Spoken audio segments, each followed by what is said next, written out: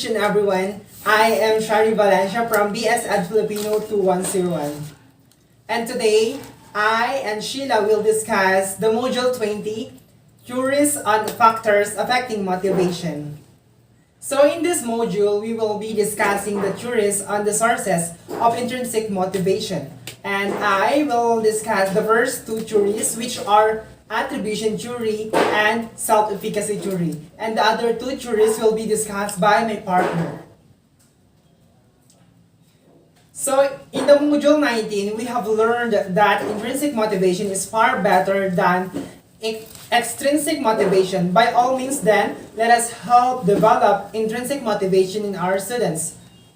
We all know that intrinsic motivation is the act of doing something without any obvious external rewards. You do it because it's enjoyable and interesting, rather than because of an outside incentive or pressure to do it, such as reward or deadline.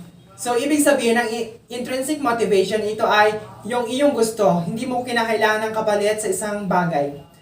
And while the extrinsic motivation is reward-driven behavior, it's a type of operant conditioning. Operant conditioning is a form of behavior modification that uses rewards or punishments to increase or decrease the likelihood that a specific behavior will recur. So, ang extrinsic motivation, ito naman yung may mga reward para ma-boost ang motivation ng isang tao. And let's now move on to the activity. I have here an activity entitled, Do you agree or disagree?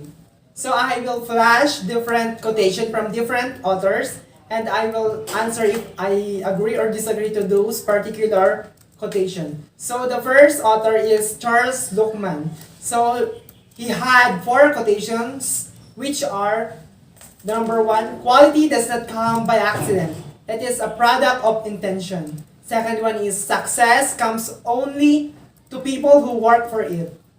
The third one is, happy are those who dream dreams and are willing to pay the price for their dreams to come true. And the last one is, success is that old ABC, ability, breaks, and courage. So I definitely agree to those quotations by Charles Luckman. Because for me, there is a recipe of success. First and foremost, we have to define what success means for us. Second is to make a functional plan to achieve it. Third is to work hard. Fourth is to work smart. Fifth is to work harder. And the sixth is to work smarter. And this next one is to surround yourself with smarter people, probably the ones who think in different way than you do. And the next one is to keep working. Next is to retrospect, then make a changes. And lastly is to keep working well. Success doesn't come by planning things. I believe that it doesn't come by dreaming things. It doesn't come by doing something just once. Success comes with persistent efforts over a period of time. It doesn't depend just on the amount of hard work you put in. It depends on a lot of other factors and you need to consider them all. The next quotation is from Charles O. Finlay, which is, sweat plus sacrifices equals success. So I also believe and definitely agree to that quotation by Charles O. Finlay, because I believe that success is not achieved overnight. It's a byproduct of hard work, blood, sweat, and tears. If you want something, you simply have to put work for it. You will not gain something from nothing. Sweat plus sacrifice equals success is just another way of saying no pain, no gain. Sweat signifies the hard work and efforts we put in achieving our aims and aspirations. Success is not earned, it's rented, and the rent is due every day. Once you embrace the idea that success is only rented, you can take great pride and joy in the fact that by doing the seemingly mundane or hard work, you are paying the rent for success. This should be an empowering and motivating concept that drives you to live an amazing life.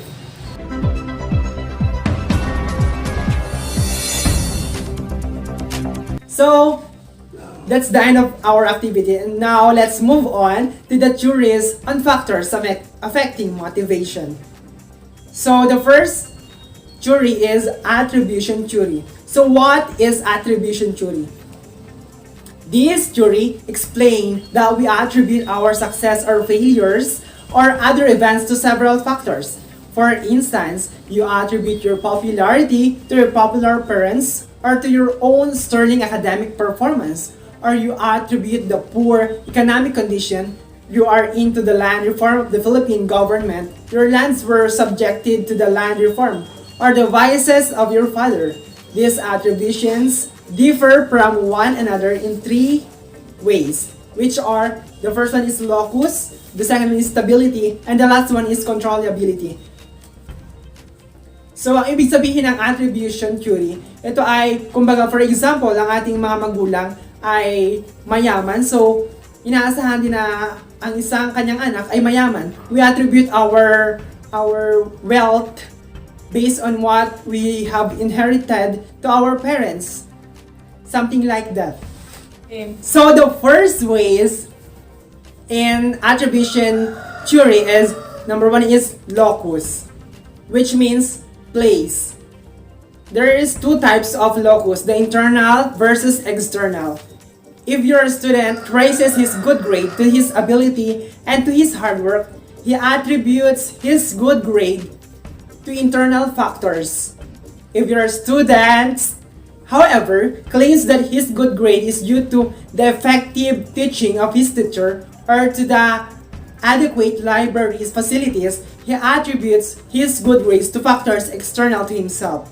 So, ang ibig sabihin ng locus ay, kumbaga, kung ano ang, ito ay more on sa sarili mo, kung paano mo na i-motivate ang sarili mo, kung paano mo na i-boost ang motivation mo sa iyong sarili lamang. Ngunit, ito ay tinatawag nating internal kapag gano'n. Pero kapag sinabing external locus, ang ating motivation is nabuboost through sa labas ng ating sarili. Kumbaga, for example, sa ang ating abilidad sa akademiko, kung baga ay kapag ang ating guro ay effective na teacher na di-deliver niya ang kanyang mga aralin ng mahitiwasay, syempre magiging effective ang kanyang pagtuturo, magiging mahusay ang kanyang mga estudyante.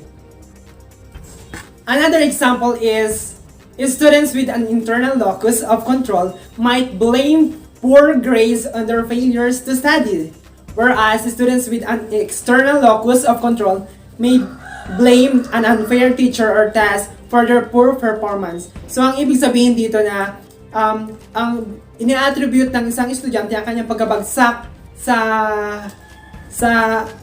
isang particular na subject dahil sa kanyang failures sa pag-aaral. Hindi siya nag-aaral, hindi siya nag-review sa kanyang exam. So, i-attribute niya ito dahil sa kanyang sarili.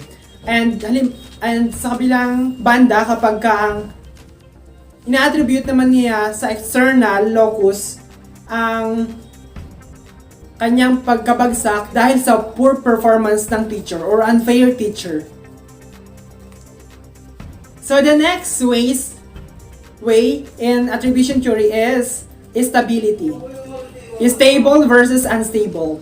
If you attribute your poor performance to what you have inherited from your parents, then you are attributing the cause of your performance to something stable, something that cannot change because it is in your genes.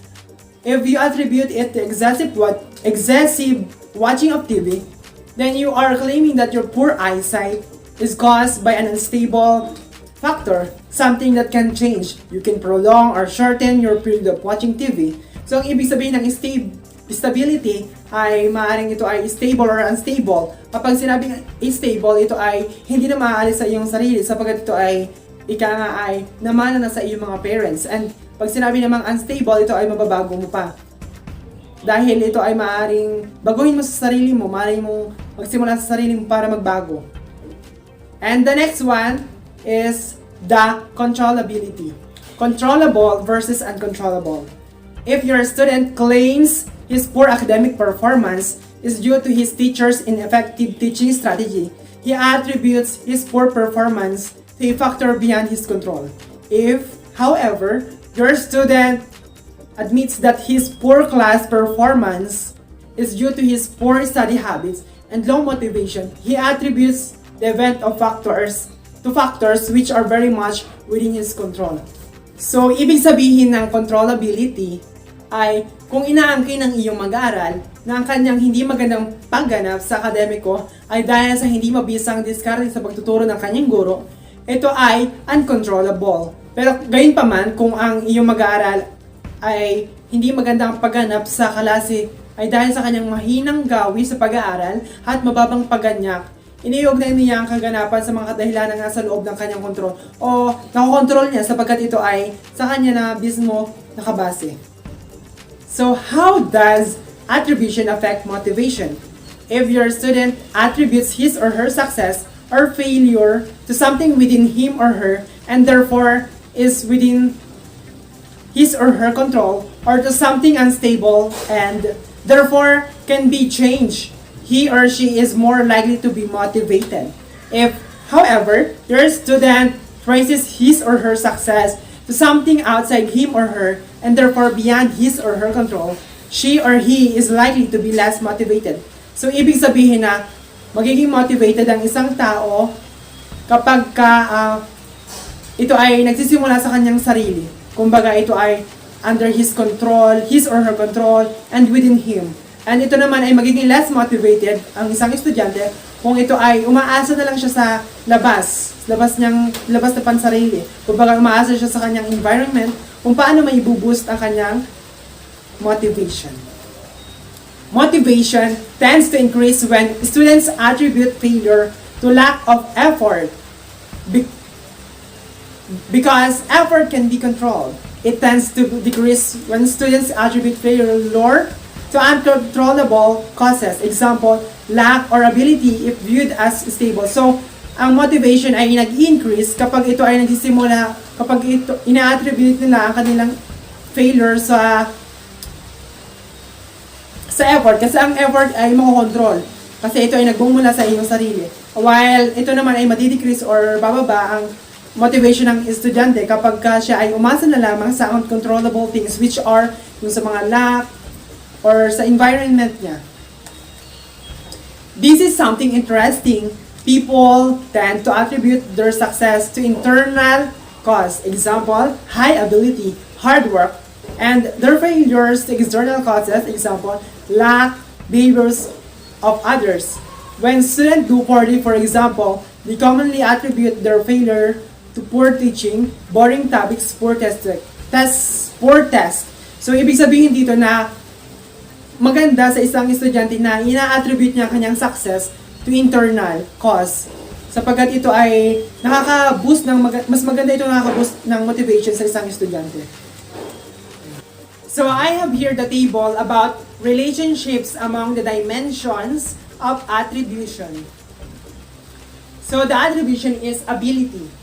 And the locus of this ability is inside the learner. The stability is stable or cannot change. And the controllability is learner out of control. And the next one is effort. It is inside the learner. It is unstable or can change. And the controllability is learner in control. The next one is lack. Outside the learner. It is unstable or can change. It is learner out of control. And the last one is task difficulty. It is outside the learner, is stable, and the learner is out of control. So let's now move on to the analysis. So let's analyze if you learn something. So I have provided comments from students regarding their school performance. Let's all together find out the factors to which those students attribute their performance. So the first comment is, how can I ever perform? I have a very low IQ. All my brothers and sisters are as dumb as I am. So the locus here is internal or inside the learner. The stability is stable or cannot change. The controllability is uncontrollable or learner out of control. So the next comment is, I drop out of my classes because of my failing grades. Kasi napabarkada ako.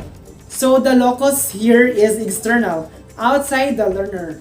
The stability is unstable or can change. The controllability is controllable or learner in control. So the next comment is, Johan is lucky. His parents are very supportive. He has no problem with money. Plus, he is really intelligent because his parents are also intelligent. So the locus here is internal, inside the learner. Stability is stable or cannot change. The controllability is uncontrollable or learner out of control. The next comment is, how can you be encouraged to study? Our teachers are of the terror type. They demand so much yet they do not teach well. We don't understand what they are teaching. Worse, there are no books. So the locus here is external, outside the learner. So the stability is stable or cannot change. The controllability is uncontrollable or learner out of control.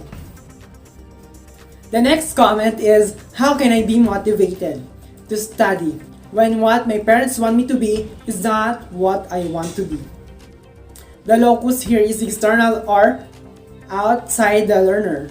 The stability is stable or cannot change. The controllability is uncontrollable or learner out of control.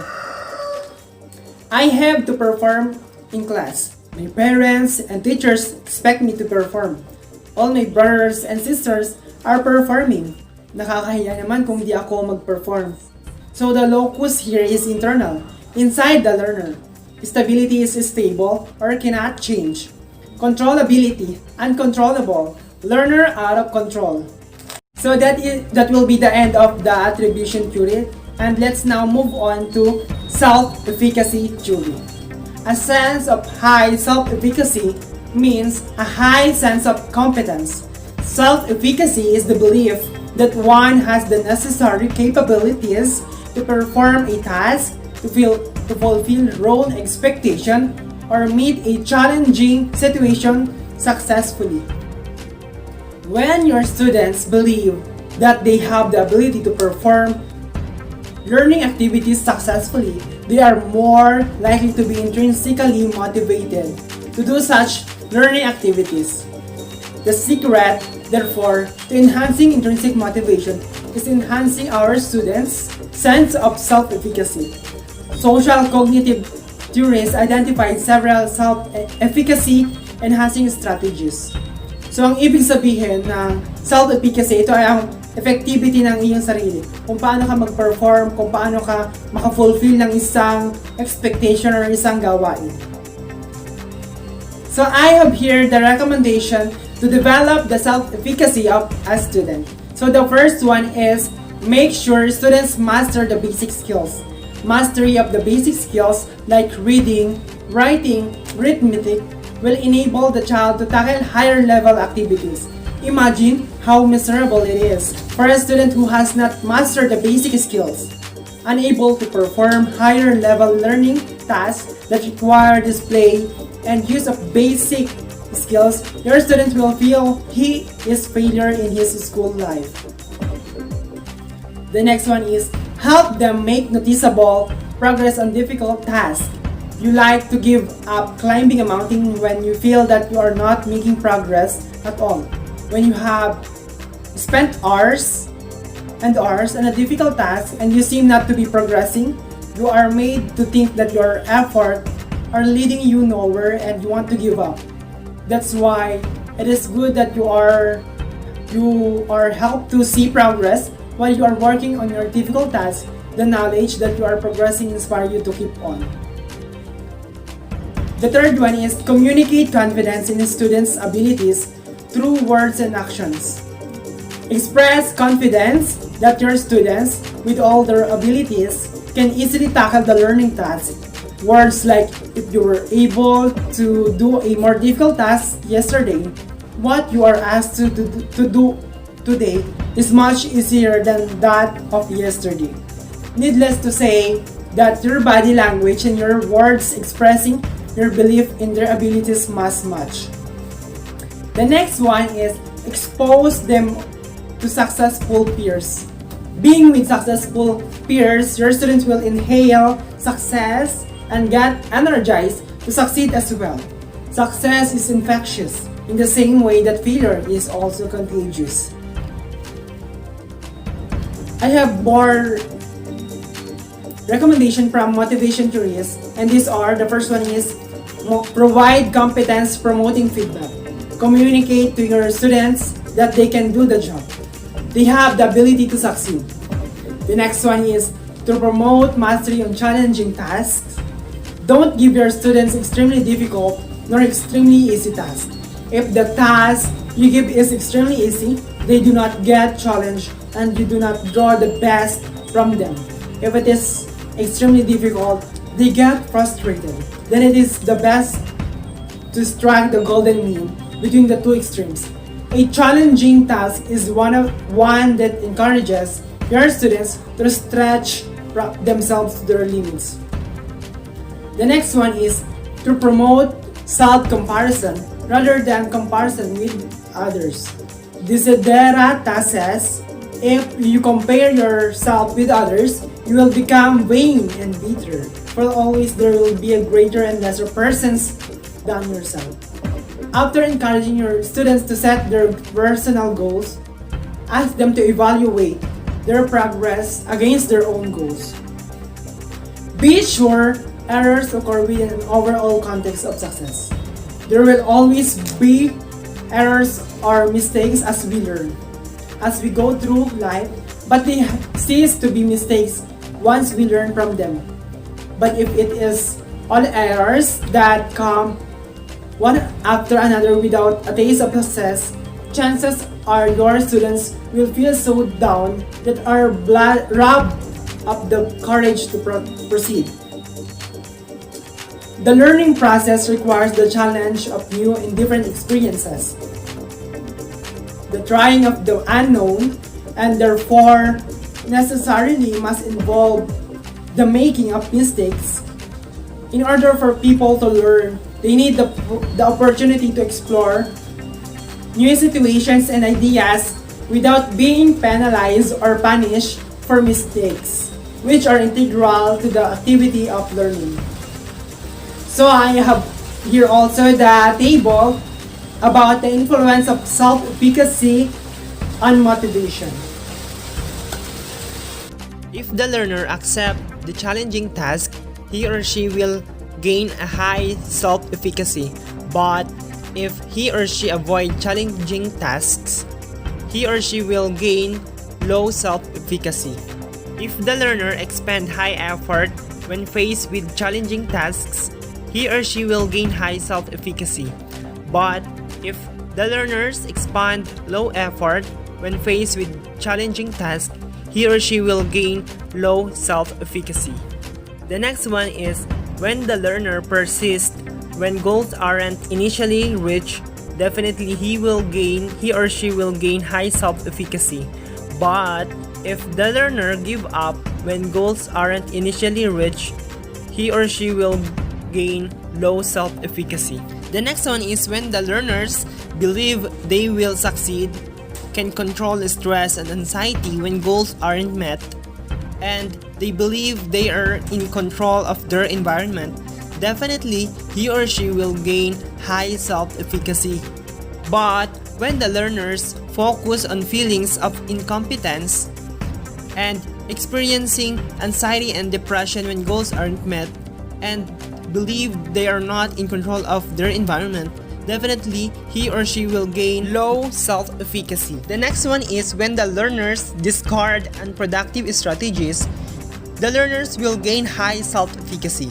But when the learners persist with unproductive strategies, definitely the learners will gain low self-efficacy.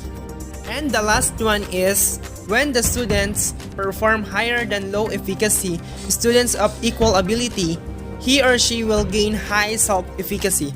But when the students perform lower than high efficacy students of equal ability, he or she will gain low self-efficacy. Thank you for watching. The continuation of the report of this module will be discussed by Shiela Ulan. Stay tuned and keep on learning.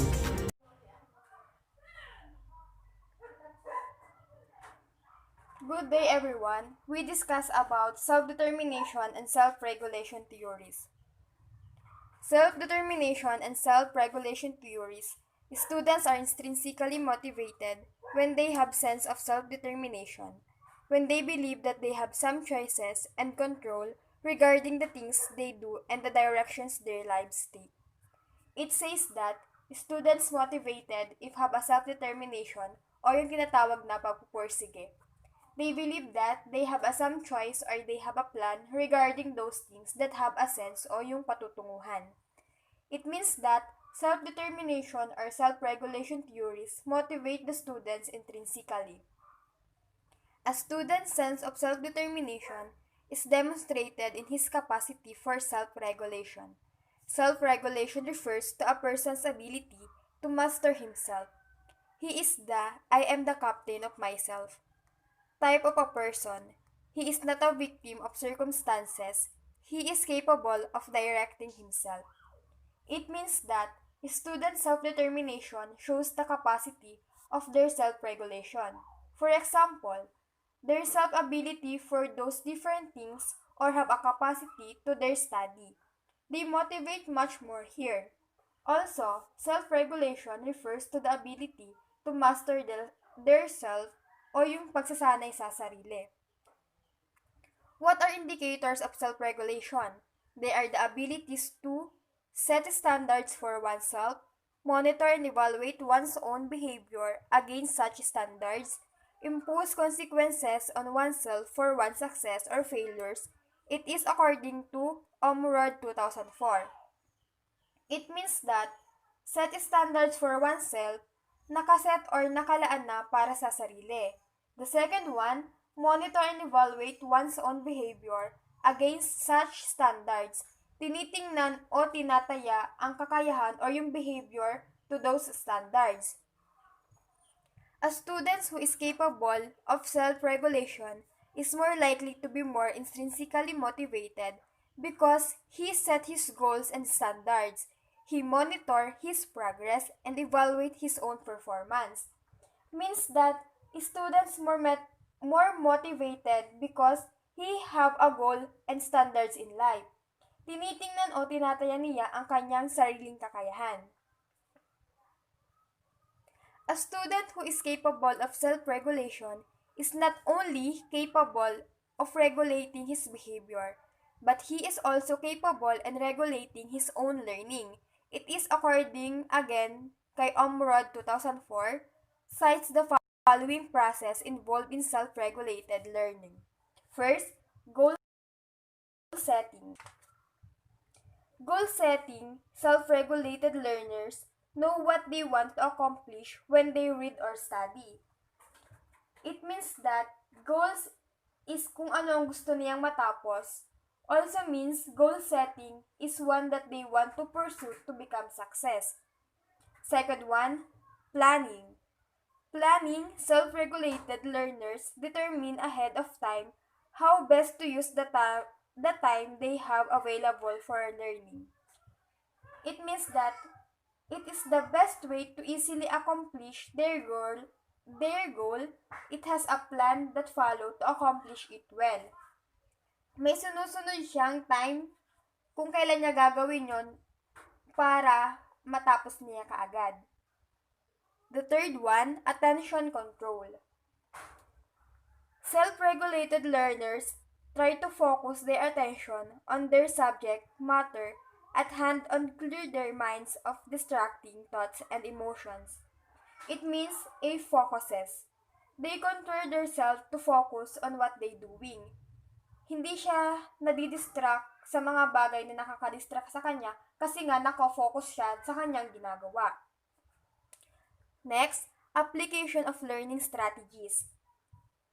Self-regulated learners choose different learning strategies depending on the specific goal they want to accomplish.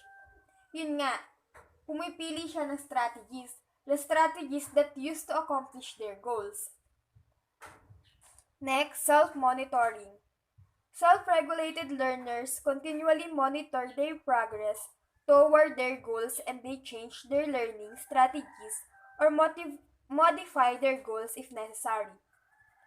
Self-monitoring is they monitor their self if they're moving toward o nakaka-move forward siya sa kanyang ginagawa para maabot niya yung goal niya. Or, ang sa atin ay kung nakakausad sa kanyang ginagawa. Then, self-evaluation. Self-regulated learners determine whether what they have learned is sufficient for the goals they have set. Sinasabi dito yung tinataya ang sarili kung natututo o may natutunan ba sa kanyang ginagawa. A student who has self-determination and self-regulation is more likely to be intrinsically motivated and so is sufficient for the goals they have set. It means that students who have self-determination and self-regulation are intrinsically motivated if have enough time and have a goal set in their mind. Here are some suggestions from motivation theories to enhance students' sense of self-determination about school's activities and assignments.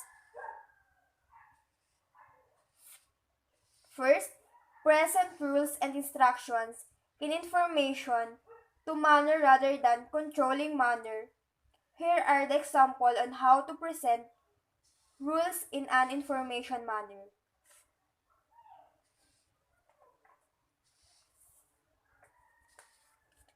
Example, we can make sure everyone has an equal chance to speak and be heard if we listen without interrupting and we raise our hands when we want to continue to the discussion. I'm giving you a particular format to follow when you do your math homework. If you use this format, it will be easier for me to find your answers and figure out how I can help you improve. This one is the example of present rules and instructions in an informational manner rather than controlling manner. Next, provide opportunities for students to make choices. A particular lesson objective can be reached by the use of varied strategies. Students will be more likely to be intrinsically motivated to attain the objective when they are given the freedom to choose how to attain it. Of course, within the set parameters, an example is when we allow our students to choose their manner of group work presentation to the class after the group activity. Next, evaluate students' performance in a non-controlling fashion. Communicate evaluation results to inform your students of their progress without passing judgment of some sort, but to make them see that they are strong in some points but not so in other items. The practice of self-evaluation, especially with the use of scoring rubrics, will be of great help, says renowned author, consultant, and speaker Alficon, 1993. Next, dadako na naman tayo sa sunod na theory.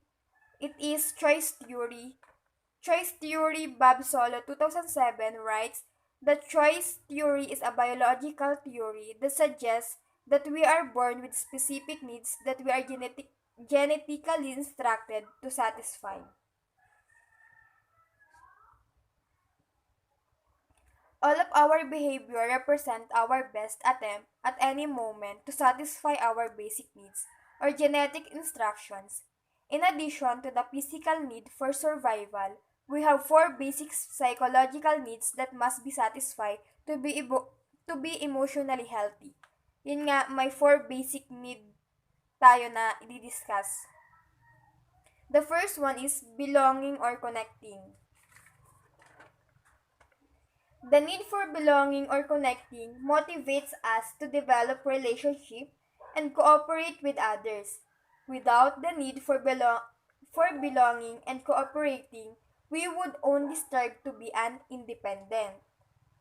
Iyon nga yung nakapoloob sa belonging or connecting. The second one, power or competence. The need for power is more than just a drive to dominate. Power is gained through competence achievement, and mastery our genetic instructions to achieve master new skill and to be recognized for our accomplishments. Next, freedom. As humans, we are also motivated to be free to choose. May kalayaan tayong pumili. Having choices is part of what it means to be human and is one reason our species has been able to evolve, adapt, and thrive. Next one is fun. Each time we learn something new, if we are having fun, another universal human motivator. Yun nga, mas natututo tayo din kapag merong fun dun sa ating pinag-aaralan. It is our playfulness and our sense of discovering that allow us to learn as much as we do. Nawawala yung stress natin sa pag-aaral ay may kasamang fun, mas adapt tayo ng mga lesson if may fun. What do this imply to our tasks to facilitate learning? We have to come up with a need-satisfying environment to motivate our students for learning. We should satisfy their need to belong, their need to have power by being competent, the need to have a free choice, and the need to enjoy learning and have fun. It is the summarize of the psychological or yung dun sa apat na ating diniscuss kanina, yung belonging or connecting, power or competence, freedom, fun. It is the summarize of those things. How can this be done? Paano daw ito matatapos? If we create a sense of community in the classroom and make every student feel she or he belongs to that classroom, community, she or he will more likely love to go to school. Dapat maiparamdam natin sa mga estudyante natin or dun sa mga bata na belong siya dun sa group of community or dun sa classroom na kinabibilangan niya. Dapat hindi niya mafe-feel na alone siya or walang may pakaalam sa kanya. Dapat din pinaparamdam natin sa mga estudyante natin na or ano bang tawag doon? Pinapaalala natin sa mga student natin na love to go to school or mahalin yung pagpasok or yung pag-aaral para din naman sa kanilang future someday.